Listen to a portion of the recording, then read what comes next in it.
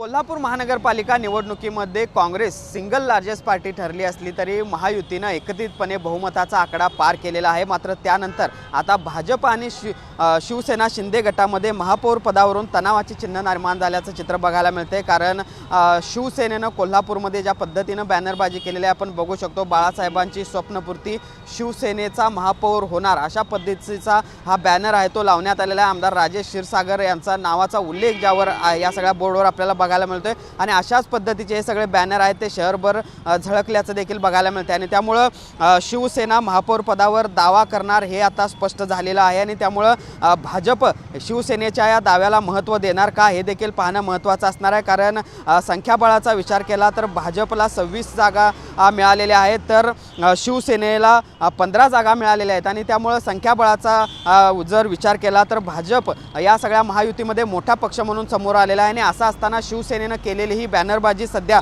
कोल्हापूरमध्ये चर्चेचा विषय आहे तो ठरल्याचं बघायला मिळते। बाळासाहेब ठाकरे यांच्या जयंतीच्या निमित्तानं हे सगळे बॅनर लावल्याचा दावा आहे तो केला जातोय। मात्र एकूणच आपण बघू शकतो की ही सगळी महायुतीला स्पष्ट बहुमत मिळाल्यानंतर आता कोल्हापूरच्या महापौर पदावर शिवसेनेनं देखील दावा केल्याचं या निमित्तानं बघायला मिळतंय।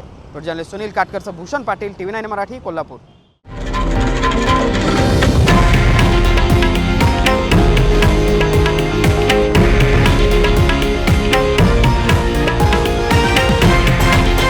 हे आहे देशातील नंबर 1 न्यूज नेटवर्क आणि आपण पाहत आहात TV9 मराठी, एकमेव।